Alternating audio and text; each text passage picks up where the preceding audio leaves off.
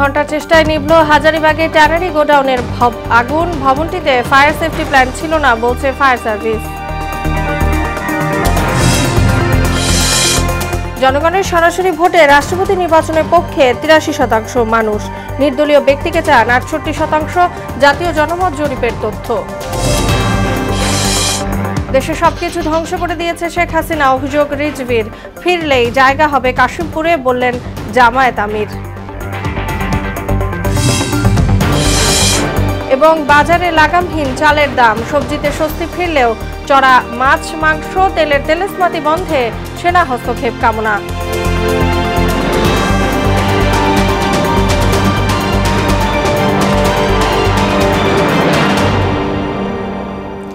আসসালামু আলাইকুম, সবাইকে মোহনা সংবাদে স্বাগত। শুনছিলেন শিরোনাম, সঙ্গে আছি তাসনুবা বিনতে তাহের। এবার বিস্তারিত। রাজধানীর হাজারীবাগ বাজারে ট্যানারি গোডাউনের আগুন ৩ ঘন্টার চেষ্টায় নিয়ন্ত্রণে এনেছে ফায়ার সার্ভিসের ১২টি ইউনিট। এতে কেউ হতাহত হননি। তবে ফায়ার সার্ভিস জানিয়েছে ভবনটিতে ফায়ার সেফটি প্ল্যান ছিল না। পানির সংকট, ভেতরে দাহ্য বস্তু, উৎসুক জনতার ভিড় ও সরু রাস্তার কারণে পুরো সক্ষমতা কাজে লাগাতে পারেনি ফায়ার সার্ভিস। বিস্তারিত জানাচ্ছেন মুনতাসির মামুন। হাজারীবাগ বাজারে ট্যানারি গোডাউনে অগ্নিকাণ্ডে খবর পেয়ে ফায়ার সার্ভিস যখন পৌঁছায় তখন আগুনের লেলিহান শিখা দাউ দাউ করে চলছে। পুরাতন ভবনটিতে রাখা হতো মিশ্র পদার্থ, ছিল কাঁচামাল, প্লাস্টিক, গার্মেন্টসের পণ্য আর উপরে ছিল জুতার কারখানা। এ কারণেই আগুনের ভয়াবহতা দেখে আতঙ্কিত হয়ে পড়ে আশপাশের লোকজন। প্রত্যক্ষদর্শীরা জানান, শুক্রবার দুপুর ২টার দিকে গোডাউনে আগুনের সূত্রপাত। আগুন ছড়িয়ে পড়ে ভবনটির ৫ তলা থেকে ৬ ও ৭ তলা পর্যন্ত। সময় বাড়ার সঙ্গে সঙ্গে আগুন এতটাই সর্বগ্রাসী রূপ নেয় যে এতে একে একে ১৩টি ইউনিট পাঠায় ফায়ার সার্ভিস। কিন্তু পানির সংকট, ভিতরে দাহ্য বস্তু, উৎসুক জনতার ভিড় ও সরু রাস্তার কারণে পুরো সক্ষমতা কাজে লাগাতে পারেনি তারা। অবশেষে ১২টি ইউনিটের ৩ ঘন্টার প্রচেষ্টায় আগুন নিয়ন্ত্রণে আসে। সফলতার পর গণমাধ্যমকে পুরো ঘটনা জানান ফায়ার সার্ভিসের পরিচালক লেফটেন্যান্ট কর্নেল মোহাম্মদ তাজুল ইসলাম। এই বিল্ডিংটা অনেক পুরাতন এবং এখানে এই মাল্টি অকুপেন্টের কারণেই আজ আমাদের এই আগুনটা বেশি বিস্তার লাভ করেছিল। তবে আমাদের সফলতা হচ্ছে, আমরা চেষ্টা করেছি যে এই আগুনটা এই বিল্ডিংয়ের ভিতরে কনফাইন্ড রাখার জন্য এবং আমরা পেরেছি। তাজুল ইসলাম আরও বলেন, সরকারের আইনে ফায়ার সেফটি থাকাটা বাধ্যতামূলক, কিন্তু ভবনটিতে দাহ্য পদার্থ থাকার পরও কোনো ফায়ার সেফটি ছিল না। আগুন ছড়িয়ে পড়লেও হতাহতের ঘটনা ঘটতে পারত। আমরা চেষ্টা করেছি প্রাণপণ যাতে করে আগুনটা বিস্তার না লাভ করে, কারণ আপনারা জানেন আশেপাশেই বিভিন্ন ধরনের মানুষজন এবং বিভিন্ন টাইপের দোকান এবং শপিং মল রয়েছে। এটা আমাদের প্রাণপণ চেষ্টা ছিল যাতে করে আগুনটা বিস্তার লাভ না করে। এটা আমাদের সফলতা বলতে পারি। কোনো নিহত এবং আহতর কোনো সংবাদ আমরা এখন পর্যন্ত পাইনি। তার ধারণা, বৈদ্যুতিক শর্ট সার্কিট কিংবা সিগারেটের কারণে আগুনের সূত্রপাত হতে পারে। তবে তদন্তের পরেই জানা যাবে মূল কারণ। মুনতাসির মামুন, মোহনা সংবাদ, ঢাকা। নির্দলীয় ব্যক্তিকে রাষ্ট্রপতি দেখতে চান ৬৮% মানুষ। নির্বাচন ব্যবস্থা সংস্কার বিষয়ে জাতীয় জনমত জরিপে এ তথ্য উঠে এসেছে। এতে দেখা গেছে জনগণের সরাসরি ভোটে রাষ্ট্রপতি নির্বাচন করার পক্ষে মত দিয়েছেন প্রায় ৮৩% মানুষ। আর প্রায় ২৯% মানুষ চান দেশের রাষ্ট্রপতি হবেন একজন দলীয় ব্যক্তি। এছাড়া ১৩% মানুষ চাইছেন সংসদ সদস্যদের ভোটে রাষ্ট্রপতি নির্বাচন হোক। বিস্তারিত জানাচ্ছেন নাসিমুল বারী সৌরভ। ছাত্র জনতার নজিরবিহীন গণ অভ্যুত্থানে ১৬.৫ বছরের মাথায় ৫ আগস্ট সাবেক প্রধানমন্ত্রী শেখ হাসিনার পতন হয়। মূলত এরপর থেকেই রাষ্ট্র সংস্কারে হাত দিয়েছে ডক্টর মোহাম্মদ ইউনূসের অন্তর্বর্তী সরকার। এজন্য সবার আগে দরকার নির্বাচন ব্যবস্থার সংস্কার। সেই প্রস্তাব তৈরির লক্ষ্যে গত ২০ থেকে ২২ ডিসেম্বর পর্যন্ত জনমত জরিপ চালায় নির্বাচন ব্যবস্থা সংস্কার কমিশন। আর জরিপটি পরিচালনা করে বাংলাদেশ পরিসংখ্যান ব্যুরো।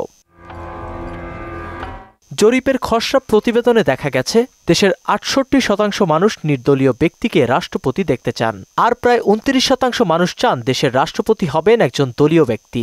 জনগণের সরাসরি ভোটে রাষ্ট্রপতি নির্বাচন করার পক্ষে মত দিয়েছেন প্রায় ৮৩% মানুষ। এছাড়া ১৩% মানুষ চাইছেন সংসদ সদস্যের ভোটে রাষ্ট্রপতি নির্বাচন হোক। জরিপের ফলাফলে আরও দেখা গেছে আগামী জাতীয় নির্বাচনের আগে স্থানীয় সরকারের নির্বাচন করার বিষয়ে সমর্থন জানিয়েছেন ৬৫% মানুষ, আর ৬৩% মানুষ রাজনৈতিক দলের লেজুরভিত্তিক ছাত্র সংগঠন থাকার বিষয়টি সমর্থন করেন না। এটিকে সমর্থন করেন মাত্র ৩১% মানুষ। এই জরিপে ৪৬,০৮০ জন মানুষ অংশ নিয়েছেন বলে জানিয়েছেন বাংলাদেশ পরিসংখ্যান ব্যুরো। নাসিমুল বারী, সৌরভ, মোহনা সংবাদ। মুক্তিযুদ্ধের চেতনার কথা বলে শেখ হাসিনা ও তার দল দেশের সবকিছু ধ্বংস করে দিয়েছে বলে অভিযোগ করেছেন বিএনপির সিনিয়র যুগ্ম মহাসচিব রুহুল কবির রিজভী। এদিকে অন্তর্বর্তী সরকারের প্রতি অবিলম্বে নির্বাচনের তারিখ ঘোষণার দাবি জানিয়েছেন বিএনপি চেয়ারপারসন উপদেষ্টা জয়নুল আবেদিন ফারুক। রাজধানীতে আলাদা অনুষ্ঠানে তারা এসব কথা বলেন। আরও জানাচ্ছেন তানজিদ ভুঁইয়া। রাজধানীর কেআইবিতে এগ্রিকালচারিস্ট ইনস্টিটিউট অব বাংলাদেশ অ্যাব আয়োজিত আলোচনা সভায় উপস্থিত ছিলেন বিএনপির সিনিয়র যুগ্ম মহাসচিব রুহুল কবির রিজভী ও যুগ্ম মহাসচিব খায়রুল কবির খোকন। এ সময় গত ১৬ বছরে শেখ হাসিনা সরকারের জুলুম নির্যাতনের তথ্য তুলে ধরেন বক্তারা। এখনো সেই দূষণরা তারা ঘাটতি মোড়ে কি পয়েন্টে বসে আছে, তাদেরকে রেখে আগামী দিনে এই অবাধ নির্বাচন করা দূর হবে আমাদের। তাই তাদের বিরুদ্ধে আমাদেরকে সতর্ক থাকতে হবে। আর যেন কোনো বাংলাদেশে কোনো স্বৈরাচারী সরকার, কোন মাফিয়া সরকার, কোনো দানবীয় সরকার আর কোনো ধর্মান্ধ সরকার যেন রাষ্ট্রীয় ক্ষমতা দখল করতে না পারে। এতে প্রধান অতিথির বক্তব্যে রুহুল কবির রিজভী বলেন, আওয়ামী লীগ মুক্তিযুদ্ধের কথা বলে নিজেরাই তার মর্যাদা ক্ষুণ্ণ করেছে। শেখ হাসিনা সহ তার পরিবার দুর্নীতি করে দেশকে অকার্যকর রাষ্ট্রে পরিণত করেছিল বলেও অভিযোগ করেন তিনি। সন্তান, পরিবার, ভাই, বোন, দলের লোক একটার পর একটা ফেজে কাউকে তারা সবাইকে তারা প্রতিষ্ঠিত করতে চায়। কিসের দেশপ্রেম, কিসের বাংলাদেশের উন্নয়ন? এগুলো সব চাপাবাজি করে গেছে, মিথ্যা কথা বলে গেছে, ফেরেববাজি করে গেছে। কিছুই ছিল না, শুধু উন্নয়নের। আপনারা দেখেছেন যে তার মধ্যে কোনো ধরনের কোনো রাজনৈতিক আদর্শের কোনো কথা নেই। আমি উন্নয়ন করেছি, তো উন্নয়নের মধ্যে দিয়ে তো টাকা পাচার করা যায়, লুট করা যায়। জনগণের সরকার ছাড়া দ্রব্যমূল্যের ঊর্ধ্বগতি সহ অন্যান্য জনদুর্ভোগ শেষ হবে না বলে অভিযোগ করেন বিএনপি চেয়ারপারসনের উপদেষ্টা জয়নুল আবেদিন ফারুক। বিলম্বিত নয়, আর দেরি নয়। শহীদ খোকনের রক্তের বিনিময়ে অর্জিত এই দ্বিতীয় স্বাধীনতার সম্মান আপনাকে অক্ষুণ্ণ রাখতে হলে অনতিবিলম্বে নির্বাচনের তারিখ আপনাকে ঘোষণা করতে হবে। সংস্কার চলবে, নির্বাচনের দিন তারিখও চলবে, নির্বাচনের প্রস্তুতিও চলবে। এ সময় কোনো বিতর্ক সৃষ্টি না করে দ্রুত নির্বাচন দিতে সরকারের প্রতি আহ্বান জানান বিএনপি চেয়ারপারসনের আরেক উপদেষ্টা হাবিবুর রহমান হাবিব।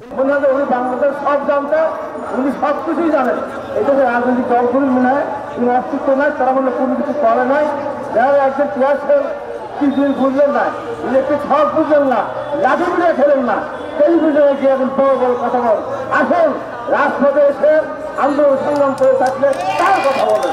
তানজিদ ভুঁইয়া, মোহনা সংবাদ, ঢাকা। তরুণ প্রজন্ম অনেক বেশি প্রযুক্তির সঙ্গে সম্পৃক্ত, তারা অনেক বেশি জানে বলে মন্তব্য করেছেন বিএনপির মহাসচিব মির্জা ফখরুল ইসলাম আলমগীর। মুন্সিগঞ্জে ঢাকা কলেজের রিইউনিয়ন অনুষ্ঠানে তিনি এসব কথা বলেন। এ সময় তরুণ প্রজন্মকে লেখাপড়ার প্রতি বেশি গুরুত্ব দেওয়ার আহ্বান জানিয়ে মির্জা ফখরুল বলেন, ঢাকা কলেজ থেকে ছাত্র রাজনীতির সঙ্গে জড়িত তিনি। অনেক বেশি প্রযুক্তির সঙ্গে সম্পৃক্ত, অনেক বেশি তারা জানে, কিন্তু ওই জানাটার কখনো শেষ নাই। এবং যে কথা বলতে যাচ্ছি যে সবচেয়ে বেশি তাদের লেখাপড়াটার উপরেই সবচেয়ে বেশি গুরুত্ব দিতে হবে। ঢাকা কলেজ একসময় ছিল, ইট ওয়াজ দ্য হাইয়েস্ট, ইনফ্যাক্ট বলা যায় যে সবচেয়ে উঁচু একটা প্রতিষ্ঠান ছিল। ওই গৌরবটা যেন আমরা না হারাই। আত্মগোপনে থাকা আওয়ামী লীগ নেতাকর্মীদের উদ্দেশ্যে জামায়াতে ইসলামীর আমির ডাক্তার শফিকুর রহমান বলেছেন, দেশ ও মাটির প্রতি টান থাকলে কেউ একা পালিয়ে থাকে না। দেশে ফিরে আসলে কাশিমপুরে ভালো ব্যবস্থা করা হবে বলেও জানান তিনি। বিকেলে চুয়াডাঙ্গা জেলা জামায়াতের কর্মী সম্মেলনে প্রধান অতিথির বক্তব্যে জামায়াত আমির এসব কথা বলেন। রাজনৈতিক দলগুলোর শফিকুর রহমান বলেন, পদ পদবি না পেয়ে দুই পক্ষের মধ্যে সংঘর্ষের ঘটনা ঘটেছে। নিরীহ মানুষ হত্যার শিকার হচ্ছে। দেশের মানুষ এসব দেখতে দেখতে ক্লান্ত ও বিরক্ত। তরুণ প্রজন্ম দুর্নীতিমুক্ত একটি বৈষম্যহীন বাংলাদেশ চায়। দল যদি দেশ পরিচালনার দায়িত্ব পায় তাহলে আমরা কথা দিচ্ছি যে ন্যায্য দাবিগুলোর কথা আমি আমার মুখ দিয়ে বললাম, ইনশাআল্লাহ পর্যায়ক্রমে ইনসাফের কারণে সেগুলা বাস্তবায়িত হবে। আমরা চাই বৈষম্যহীন একটা সমাজ হোক, মানবিক একটা সমাজ হোক। শাসক গোষ্ঠী শাসক না হয়ে জনগণের সেবক হোক। বিগত 16 বছর রংপুর বিভাগ সহ পঞ্চগড় অনেক বৈষম্যের শিকার হয়েছে। কয়েকটি রাস্তাঘাট ছাড়া কিছুই হয়নি, এমন মন্তব্য করেছেন জুলাই শহীদ স্মৃতি ফাউন্ডেশনের সাধারণ সম্পাদক ও বৈষম্য বিরোধী ছাত্র আন্দোলনের অন্যতম সমন্বয়ক সার্জিস আলম। দুপুরে পঞ্চগড় মকবুল রহমান সরকারি কলেজ মাঠে অসহায় দরিদ্র মানুষের মাঝে শীত বস্ত্র বিতরণ অনুষ্ঠানে তিনি এসব কথা বলেন। সার্জিস জানান, পঞ্চগড়ে অন্যায় অনিয়ম ঠেকাতে প্রত্যেক উপজেলার মানুষকে নিয়ে গ্রুপ তৈরি করা হবে। এ সময় আগামী দিনে রাজনীতিতে আসারও ইঙ্গিত দেন সার্জিস আলম। আমরা প্রত্যেকটা জেলা এবং উপজেলা এবং ইউনিয়নে লোক ফিল করবো, গ্রুপ ফিল করবো। কারোর সাথে যদি কোথাও অন্যায় হয়, কোথাও যদি আপনারা দেখেন যে কোনো একটা কাজের জন্য টাকা চাচ্ছে, হয়রানি করছে, তখন ওই প্রতিনিধি আপনারা জানাবেন, তার বিরুদ্ধে যদি সে অন্যায় করে থাকে যেই ব্যবস্থা নেয় আমরা ব্যবস্থা নেব। ঢাকা জয়দেবপুর রুটে নতুন কমিউটার ট্রেন কর্মজীবীদের সময় ও অর্থ দুটোই বাঁচিয়ে দিয়েছে। সড়কের দীর্ঘ যানজট এড়িয়ে সময় মতো গন্তব্যে পৌঁছাতে পেরে খুশি যাত্রীরা। প্রাথমিক অবস্থায় যাত্রী সেবায় কিছু কমতি আছে স্বীকার করে মান বাড়ানোর চেষ্টা কথা জানিয়েছেন Dhaka railway station master. Dhaka Joydebpur commuter train নিয়ে ওবায়দুল হক মারুফের 2 পর্ব ধারাবাহিক প্রতিবেদনের আজ প্রথম কিস্তি। চাকরিজীবীদের কথা মাথায় রেখে গত 15 ডিসেম্বর চালু হয় ঢাকা জয়দেবপুর রুটে 4 জোড়া কমিউটার ট্রেন। ভোর 5টা 25 মিনিটে ঢাকা রেল স্টেশন ছেড়ে যাওয়ার কথা শিডিউলের দ্বিতীয় ট্রেন জয়দেবপুর কমিউটার 1-এর। ট্রেনটির কোনো বগি অনেকটা মেট্রো রেলের আদলে নির্মিত। আছে নারীদের জন্য আলাদা বগি। স্বল্প দূরত্বের এই যাত্রায় নির্বিঘ্নে ভ্রমণ করছেন যাত্রীরা। বসারও সুবিধা আছে, আবার দাঁড়ায় থাকার মতনও যথেষ্ট প্লেস আছে, যেটা দেখা গেছে যে নারী পুরুষ সবাই একত্রে দাঁড়ায় থাকতে পারবে, যা অন্যান্য ট্রেনে এই সুবিধাটা নাই। যাতায়াত করে যেতে হয়, দাঁড়ায় যেতে হয়, আমরা এখানে সিট নিয়ে যাচ্ছি। 20 মিনিট দেরিতে ছাড়া ট্রেনটি জয়দেবপুর স্টেশনে পৌঁছায় 6:30টার দিকে। ততক্ষণে ঢাকার উদ্দেশ্যে ছেড়ে যাওয়ার প্রস্তুতি নিচ্ছে সকালের প্রথম ট্রেন। টাইম দেওয়া ছিল 6:30টায়, বাট এখন স্টিল হচ্ছে আপনার 7:15 বেজে গেছে, এখনও কিন্তু এটা ছাড়েনি। তো আমাদের কিন্তু সেই উপকারটা হলো না। দ্বিতীয় ট্রেনের টাইমও পার হয়ে গেছে, সো আলটিমেটলি আমরা অফিস টাইমটা মিস করব।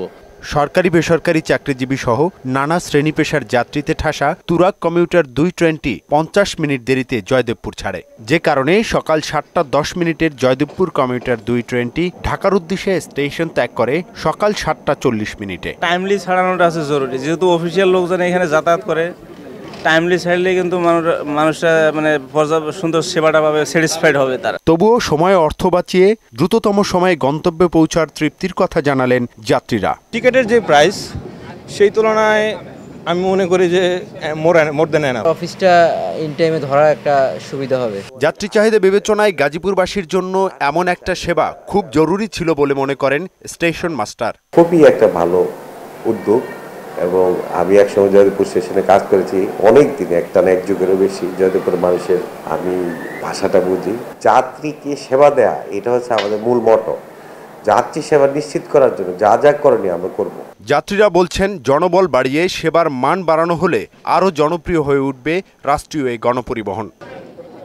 ঢাকার কমলাপুর রেলওয়ে স্টেশন থেকে গাজীপুরের জয়দেবপুরগামী যে কমিউটার ট্রেনটি চালু হয়েছে তা নিয়ে সন্তোষ প্রকাশ করেছে যাত্রী সাধারণ। তারা মনে করছে যথাসময়ে ছেড়ে যাওয়া এবং নিয়মিত যাত্রী সেবা নিরবিচ্ছিন্ন রাখার মাধ্যমে এই ট্রেন আরও জনপ্রিয়তা পাবে। ওবায়দুল হক মারুফ, মোহনা সংবাদ, ঢাকা। চাহিদার তুলনায় উৎপাদন বেশি হওয়ার পরও লাগামহীন চালের বাজার। সবজির দামে স্বস্তি ফিরলেও সরবরাহ সংকটের অজুহাতে ঊর্ধ্বমুখী মাছ মাংসের বাজার। এদিকে কয়েক মাসেও স্বাভাবিক হয়নি সয়াবিন তেলের সরবরাহ। এই অবস্থায় চরম অস্বস্তিতে নিম্ন আয়ের মানুষ। বাজার ঘুরে আরো জানাচ্ছেন উষা ফেরদৌস। গত 13 বছরে দেশে চাল উৎপাদিত হয়েছে প্রায় 47,65,10,600 মেট্রিক টন। এ সময়ে মানুষের খাদ্য চাহিদা মেটাতে লেগেছে সর্বোচ্চ 27,03,03,911 মেট্রিক টন। গবাদি পশুর খাবার, বীজ ও অন্যান্য কাজে লেগেছে 12,38,92,756 মেট্রিক টন। উদ্বৃত্ত থাকার কথা 8,23,13,933 টন চাল, যা দিয়ে ধানের আবাদ বন্ধ রেখেও দেশের মানুষকে প্রায় 4 বছর খাওয়ানো সম্ভব। অথচ ঘাটতি মেটাতে আমদানি করা হয়েছে 1.25 কোটি মেট্রিক টন চাল। আমনের ভরা মৌসুমেও এর দামে দিশেহারা ক্রেতা। চাল কিনলে 70 টাকা থাকে না। উচ্চ শ্রেণী আর নিম্ন শ্রেণী এরা মোটামুটি যে কোনোভাবে চলে যায়, কিন্তু মধ্যম যারা আছে তাদের কিন্তু আয় বাড়ে নাই, ব্যয় কিন্তু আছে। আমাদের সেনাবাহিনী তো ম্যাজিস্ট্রেটে পাওয়ার, কিন্তু ওরা তো কোনো কাজে দেখাতে পারলো না।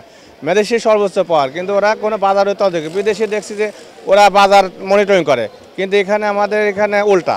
ঊর্ধ্বমুখী সব ধরনের মাছ, মাংস, মুরগির দামও গত কয়েক দিনের ব্যবধানে এগুলোর দাম বেড়েছে 10 থেকে 30 টাকা পর্যন্ত।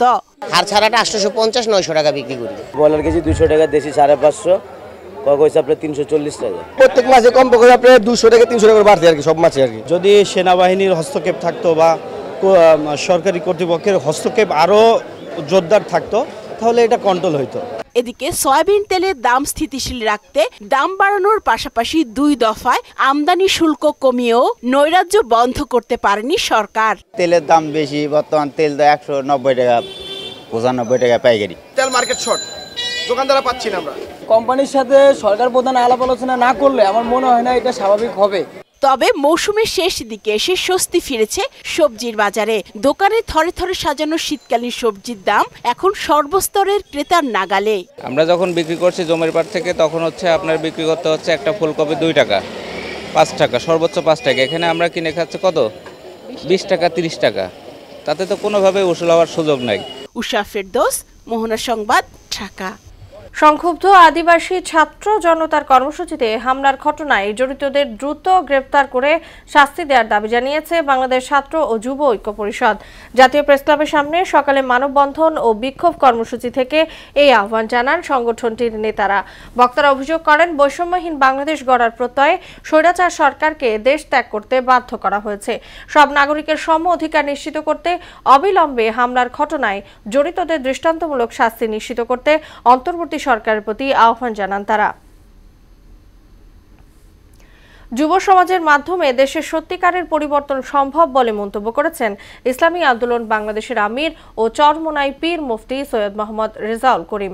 দেশের যুব সমাজের নৈতিক অধঃপতন ঠেকাতে এবং সত্যিকার ইসলামী সমাজ প্রতিষ্ঠায় যুব সমাজকে ইসলামী আন্দোলনে সম্পৃক্ত হওয়ারও আহ্বান জানান তিনি। শুক্রবার বাদ জুমা সোহরাওয়ার্দী উদ্যানে ইসলামী যুব আন্দোলনের ৫ম কেন্দ্রীয় সম্মেলনে চরমোনাই পীর এসব কথা বলেন। ইসলামী সমাজ প্রতিষ্ঠা করা ইসলামী আন্দোলন বাংলাদেশের মূল লক্ষ্য বলেও জানান তিনি।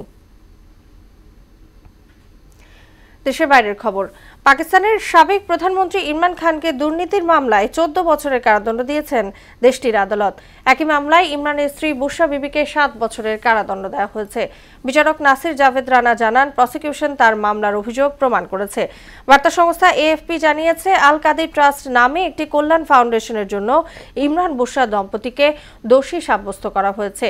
ইমরান খান 2023 সালের আগস্ট থেকে কারাগারে আছেন। তার বিরুদ্ধে প্রায় 200টি মামলা রয়েছে।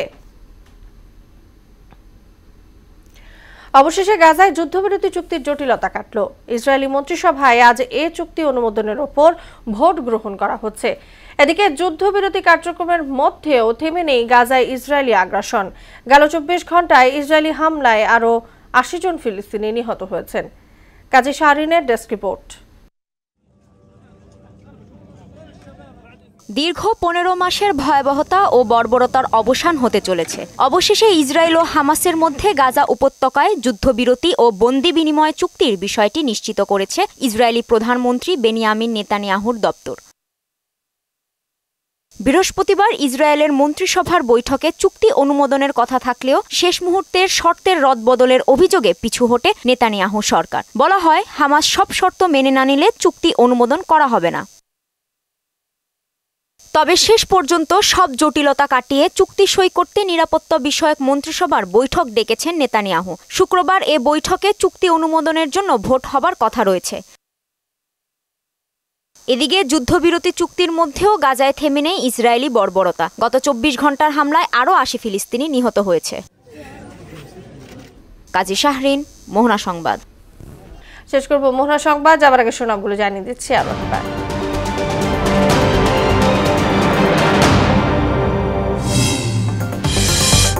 3 ঘন্টার চেষ্টায় নিভল হাজারীবাগে ট্যানারি গোডাউনের আগুন। ভবনটিতে ফায়ার সেফটি প্ল্যান ছিল না বলছে ফায়ার সার্ভিস। জনগণের সরাসরি ভোটে রাষ্ট্রপতি নির্বাচনের পক্ষে 83% মানুষ, নির্দলীয় ব্যক্তিকে চান 68%, জাতীয় জনমত জরিপের তথ্য। দেশে সবকিছু ধ্বংস করে দিয়েছে শেখ হাসিনা, অভিযোগ রিজভির, ফিরলেই জায়গা হবে কাশিমপুরে বললেন জামায়াত আমির। এবং বাজারে লাগামহীন চালের দাম, সবজিতে স্বস্তি ফিরলেও চড়া মাছ মাংস, তেলেসমাতিতে বন্ধে সেনা হস্তক্ষেপ কামনা। এই ছিল মোহনা সংবাদে। পরবর্তী সংবাদ রাত 12:30টায়। মোহনার সবশেষ খবর জানতে ভিজিট করুন www.mohana.tv। সংবাদ দেখতে পান ফেসবুক ও ইউটিউবেও। এতক্ষণ সঙ্গে থাকার জন্য সবাইকে ধন্যবাদ।